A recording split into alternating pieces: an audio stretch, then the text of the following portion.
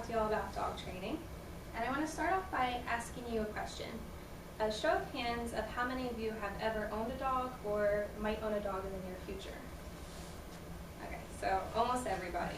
So you'll definitely get some good, useful information out of this presentation. So first I want to go through my background a little bit.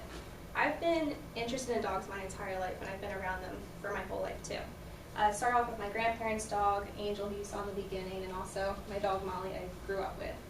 And I remember seeing my dad do tricks with her and getting really excited about that and learning how to do them with her too. And anytime someone would come over, I would always show off the tricks, and so that was kind of an interest of mine.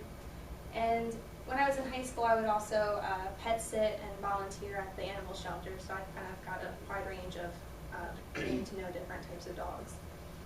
And more recently, I've been training my dog Eddie and my brother's dog Diesel a little bit, so I've actually used some of the techniques that I'm going to go through with you right now. And a lot of the information comes from Gail. So she is the trainer and owner at a company called Makes It Happen. And I took Eddie to puppy play classes there and also obedience classes. And I picked up a lot from her, and she's also the one I interviewed, so I'll be referencing her a lot through this presentation. So there are three broad topic areas I want to cover with you. The first is obedience, the second is socialization, and the third is trick training. So we'll go through obedience first. A lot of people, I guess they know that there are certain things they need to train their dog to do, but there are other behaviors that should be corrected when they're as young as possible, and that you should be aware of. So the first would be pulling on walks. This can be dangerous for the owner, especially if it's a bigger dog, or if they get loose and run into traffic or something, so it's important to try to correct this.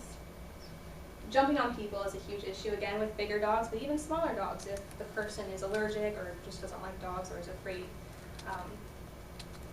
And biting, you should definitely curb this when they're younger.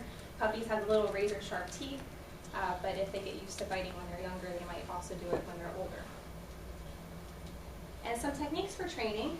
I highly recommend crate training.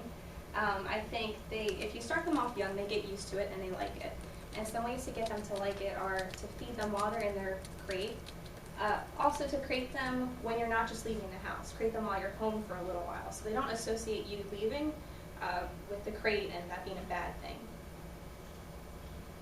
And sitting on the dog, this one sounds funny, but this is what Gail would highly recommend above anything else.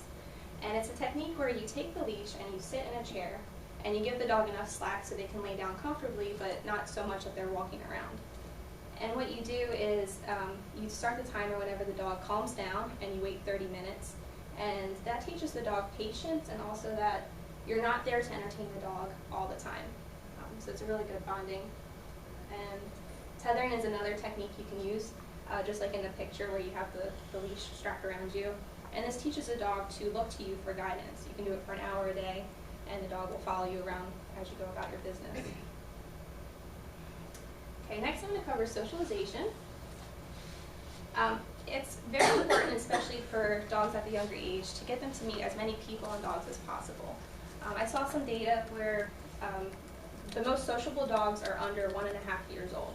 So I think if you can get them to meet dogs and people at that younger age, they'll carry that sociability into their older years too. You want to expose them to different stimuli as well.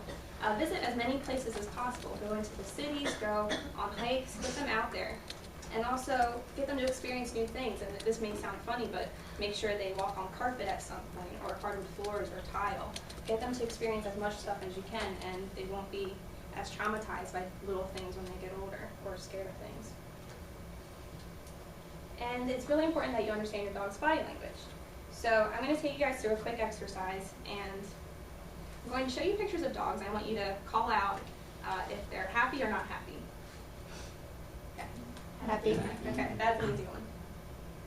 What about this one? Not happy. Right. The tail's tucked and the ears are back. You never want to approach a dog you don't know anyway, but this one is really scared, and you definitely don't want to because you might get bit. What about this one? Happy. Okay. So you're actually wrong, and I'll tell you why.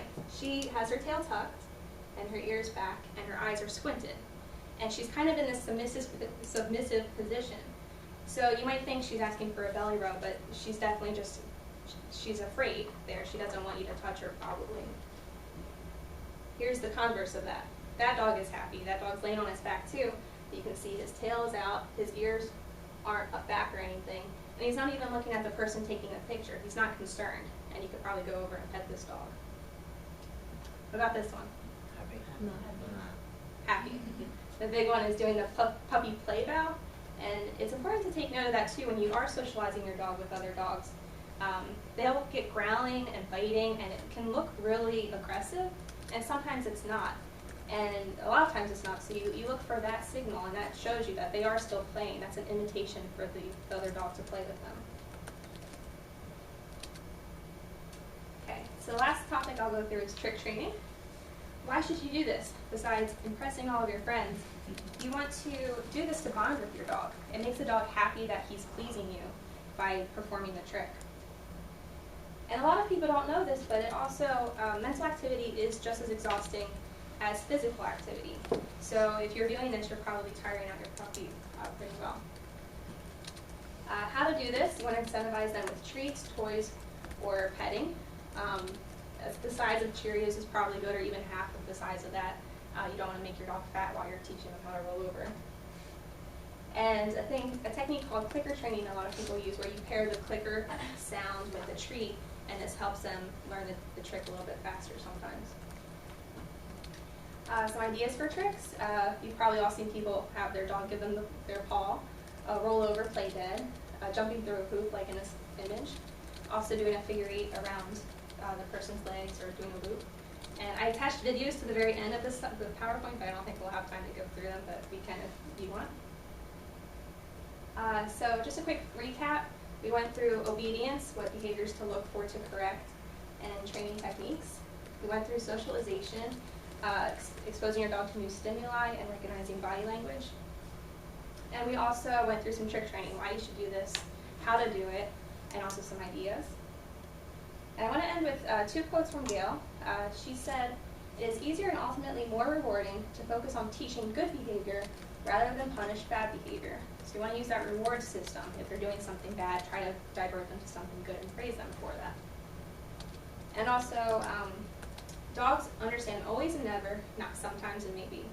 And you have to keep this in mind all the time. If the dog's not acting the way you want it to, it could be that you're being inconsistent with what you're trying to teach it. That's it. Any questions?